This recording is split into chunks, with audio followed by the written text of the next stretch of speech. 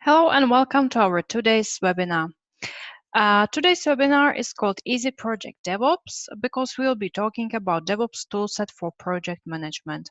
It's designed for development operation of software companies and integrated with the best project management tools such as Agile Management and Gantt chart. So what exactly are we going to be looking at today? So we'll be talking about Jenkins, software repositories and GitLab, test cases, requirement management, and diagram. So today, on contrary to what you are probably used to, usually I run the webinars, but today, because this is a very technical webinar and it's not my kind of a thing, so today the webinar will be actually run by the developer of these plugins, and that's Peter. So over to you, Peter. Thank you.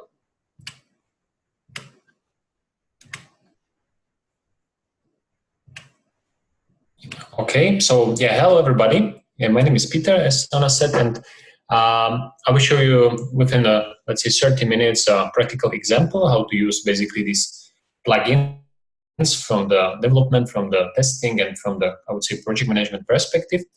And for this purpose, I have created in the Easy project basically all the kind of realize a new company intranet. So it will be very practical example.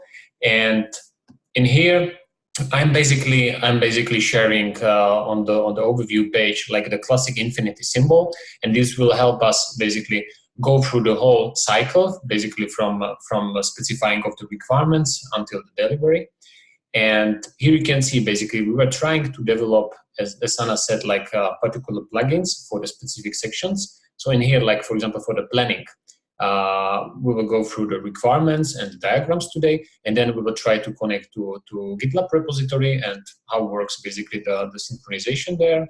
And by integration with a Jenkins, we will also try to do such automate activities like a testing, deployment, or release. So basically by a third-party tool, by Jenkins, but we have integration there.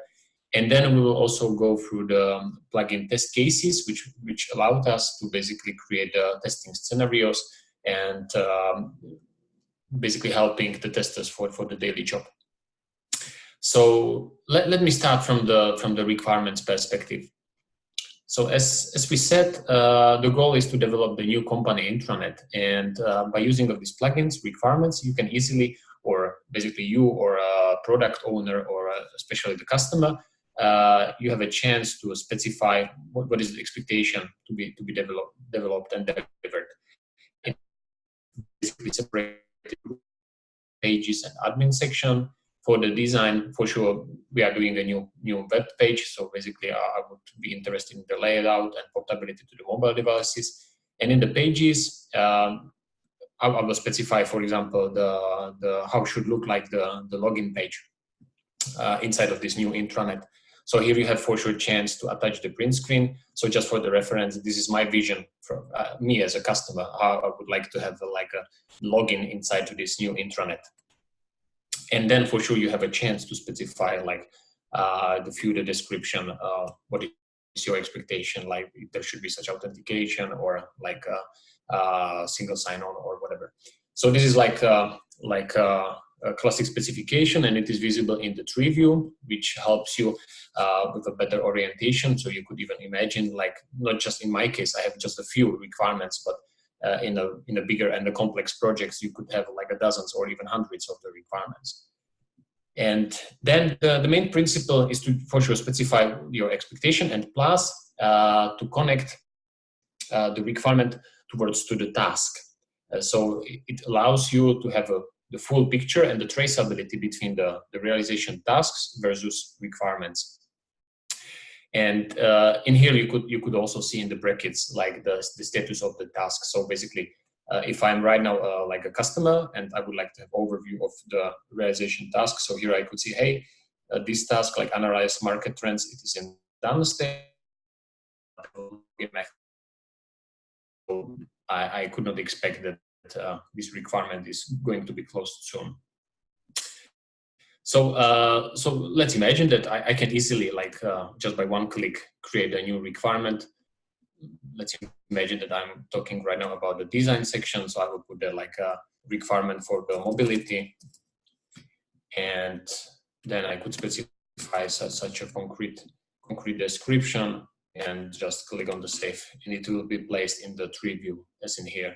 And you can for sure create like a sub requirements below, and like a sub requirement, and click on the save, and it is. So you would imagine like probably in your cases like how the structure could look like. But let's return it back. So once I have a requirement, so then I could go to the classic, let's say, task itself. So in my case, it will be like a develop login mechanism. So as you see the print screen, I have a concrete vision, and I just create a task for the developer. Hey, please do the login mechanism according to my specification. And on the first look, you could see like here is like again the traceability as we were discussing. Like here is again like the link back to the requirement. So you have a full picture asset, like what was the cost of this task. And then another plugin which we are kind of propagating to the customers is diagrams. It's called diagram simulation of Draw.io, which is publicly available. You can draw whatever diagram there. And but we were thinking like how to integrate the Draw.io inside the Easy project to help you that you don't need to create the diagram separately and then export it into the picture and put the picture inside the task. So you can do it basically directly here. And it's very easy. You can click on the diagram, and then you are redirected to the canvas where you have a chance to draw the diagram. So here is just one example for me as a developer, what I draw as architecture. But you could imagine that you can create basically whatever objects as you like, and then you could be playing around and connect it, and then plus another object.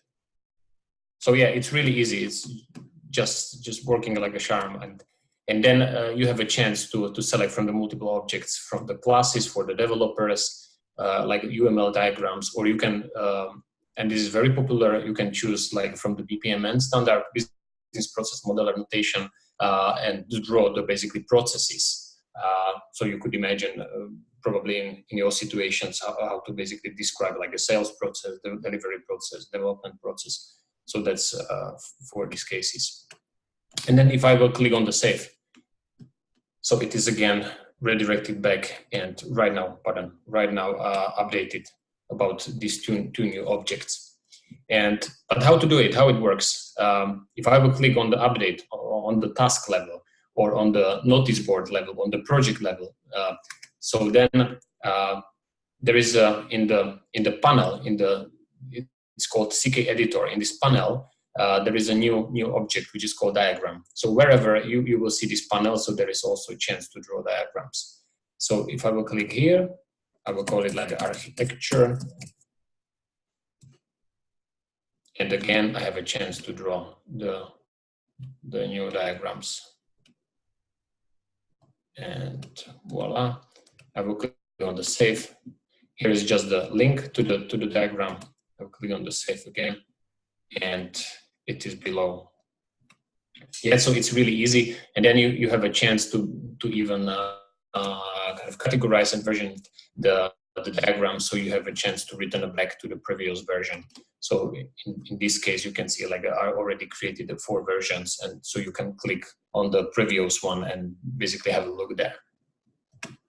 So those are basically diagrams helping the developers and the architects, especially for the orientation in the dev cycle.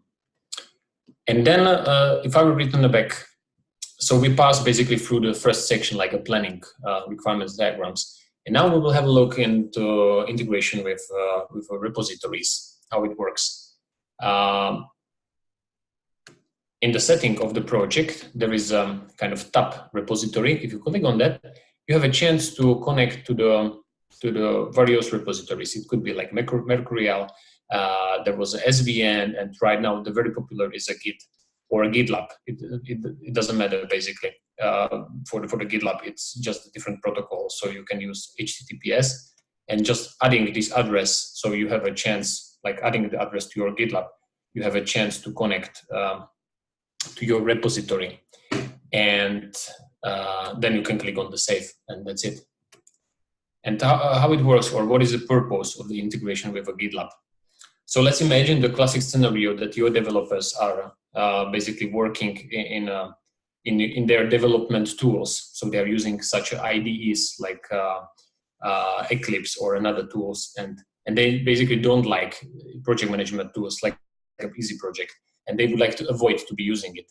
And you can basically help these guys with this integration, that they could know basically only the specific tags like refs or references, and just by using of these tags, they can basically change the status of the task, they can allocate the hours, they can basically add the specific description just by using their development tools. So they don't need to use Easy Project. And that's basically the reason why we have developed it, because it helps kind of developers for their daily job. And how it works in the reality. So I have already the configured kind of integration with my GitLab. So this is my GitLab, and right now I'm in my repository. So here you could see I have just a few files in here, like HTML, or this login page HTML, for example, file. If I will click on it, and let's imagine that I'm a developer right now, and I would like to allocate the progress of my task. So I was doing like this HTML page the whole day, and right now I will click on the edit, and I could just by using of this specific tag like refs as said, and then they only need to know the ID of the task. They just need to only remember this need, and the ID of the task is visible under each task, and it is like in this URL address 1456, right? So I will return it back. So again, I'm a developer right now, and I would like to update the status of the task. And right in here, like I have troubles. Please help me. So yeah, just raising the urgent scenario. And right now, just by the specific tag and the hash and the ID of the task and the like a comment, I can click on the commit changes. So right now it's kind of committed within the GitLab, and I can even go back and in the setting of the repositories, I will click right now on the update, but it's automatical mechanism. It's kind of each few minutes it's loading, but I will right now skip it to do it manually. And let's go to the revisions. Just click refresh the page, and here you can see like, hey, I have a troubles, please help me. And it's basically visible on the task level. And that's not enough. So you have a chance to be kind of commenting the task from the GitLab. But for sure, you could even create the integration that all of the files which are under this repository, I have just 2 files in here. But let's imagine that you have, let's say, the hundreds of the files. So all of these files can be kind of synchronized inside of this Easy project. So here it could be like a specific tab. So right now it's not visible, but you could imagine here in like a specific tab, and if you click on that, so then you will see all of the files inside of the Easy project. So it's basically visible there. And all of the commit messages, like if, for example, the developer do like a merge request, or he is doing basically classic commit, so it's also visible in these revisions.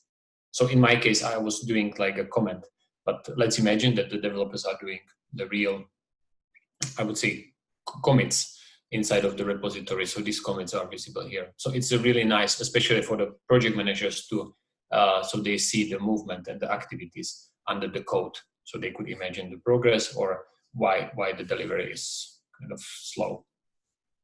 So this is most likely integration with a GitLab. And if you will return it back, so once we pass through the code and the developers are kind of develop what they should do, so now we have a chance to integrate integrate the activities related to the compiling of the code, automate testing, releases, creating packages, it means, and the deployment. And for this purpose, we have created integration with a very popular tool which is called Jenkins for the CI/CD. And in my case, I would like to launch automate testing. For today's demo, I have created just automate testing. And let's imagine if I will go to my task, this is still the develop login mechanism. And right now I have a task in the status new. And I have created a couple of statuses. And one of the statuses is automate testing.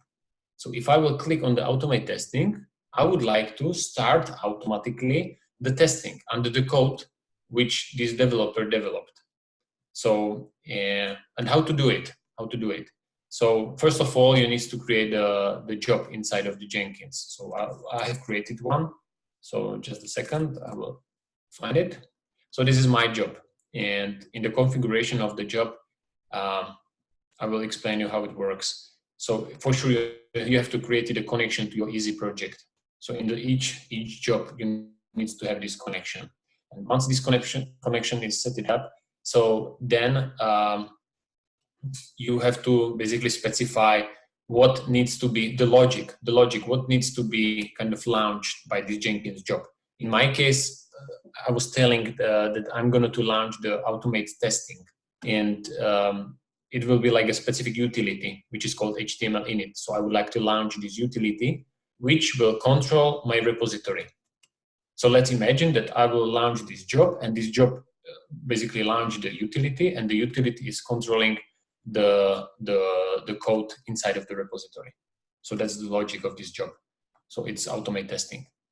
And how to launch this job? You could for sure do it.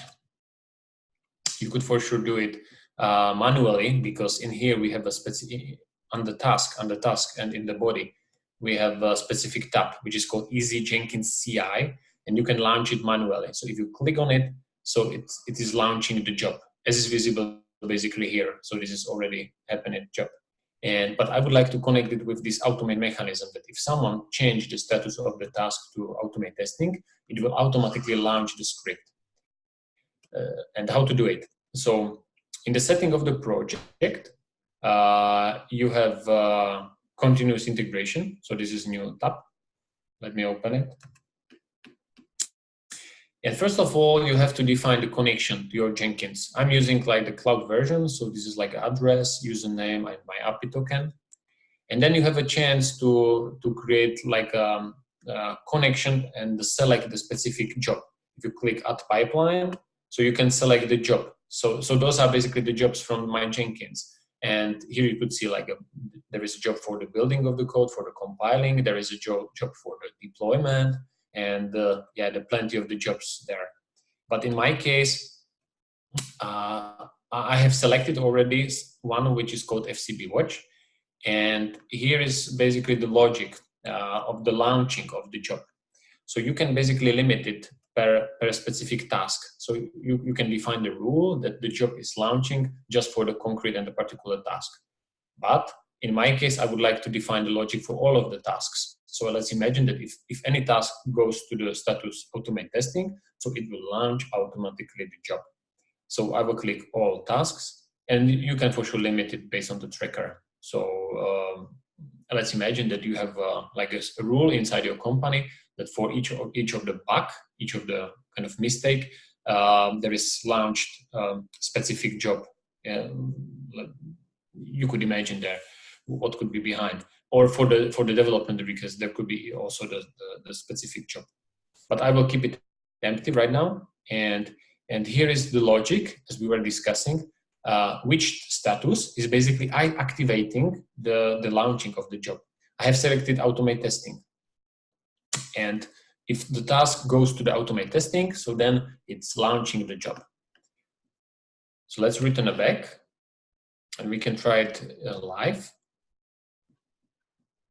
So in here, I will click, yeah, and please remember, we had already one result, so the system will generate another one. So we will see after a few seconds, like a second result. So let's click on the automate testing. In the meantime, I will go to the Jenkins to prove you that something is launching. And here you could see, hey, something is pending. Yeah, so this is this new job, which is basically starting. Here it is. Yeah, we need to wait a few seconds.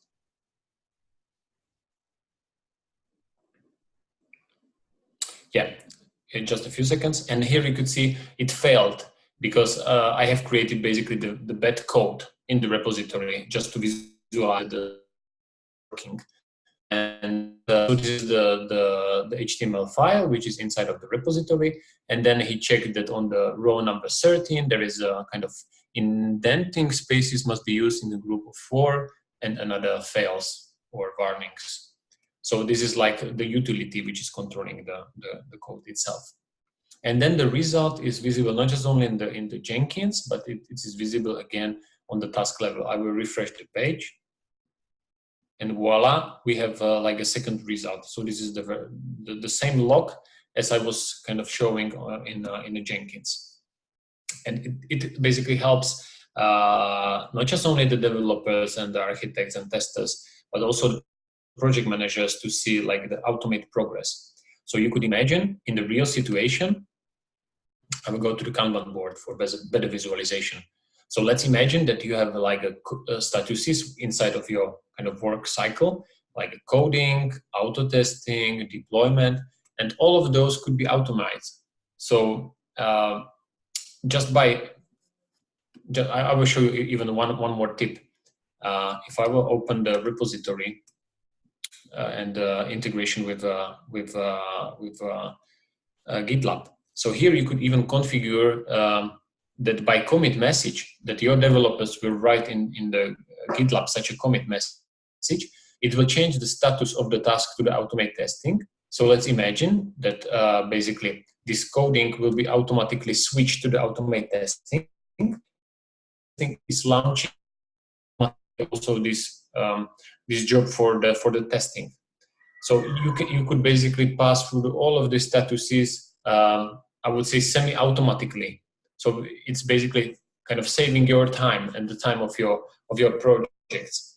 So I really like this purpose that you can configure it, almost automate, and then each of these results are visible under the particular tasks. So you don't need to search the results somewhere, but you have connected it with a GitLab. You have connected it with your CI/CD tool, and then there is one last section of what I was trying to show you, and this is like the plugin for the test management, which is called test cases. It's visible here on the top panel, and how it works. The logic is very same to basically display the results from the tests under the tasks. And here you could basically define the classic test scenarios as by using of the Excel file or wiki pages, but in here it is connected with your tasks. So you can, if in here basically I have two scenarios, like I'm doing development of the login page, so I would check like a password and username, and for the password there should be validation, like if the letter, like the quantity of the letters is kind of less than 4 or more than 12, or there should be like a big letter and the specific symbols, as usually should be in systems. And you connect it with a tasks. So this is like this test case, and you can connect it with a specific task. So this is like this develop login mechanism. And how it looks like then, if I will go back to my tasks login mechanism. So then also test cases are visible there. I can expand it. And here, those are these related test cases. And then if you create the test cases, so there is something which is called test case execution, which is created automatically. It means that the system is expecting that if you create a test case, so then there should be like an execution of this test case, and he's creating like an empty test executions. And then you can create basically the results, like a pass or fail. And if there is a fail, you can save and create a bug, and the bug is related to the task. So then again, you have a traceability. And then right now we have even the one news. We have launched last week the functionality that also the test cases are connected with a Jenkins job. So it means that you have a chance to create manual test cases and automate test cases. And these automate test cases will be connected with this Jenkins job.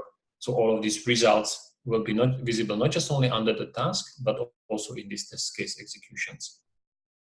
So yeah, in here, I said, like, you have a full picture about the requirements, tests, about the CI/CD deployments, compiling, releases, repository, a couple of few words about the test cases. I forget to mention that there is an option to for sure import export test cases to see the statistics about the execution, and then plus created the test plans. It means like accumulation of the test cases, so you can create like repeatable groups and test plan 1, and then you can launch it later on each sprint, or yeah, whenever you will need it. So, and then if I were written back, so we have passed through the, let's say, these test cases, then the very same logic of this Jenkins integration is for the releases, for the deployment, and then for the kind of operate and the monitoring. For the operate, for sure, you probably know that in the Easy project we have also own help desk.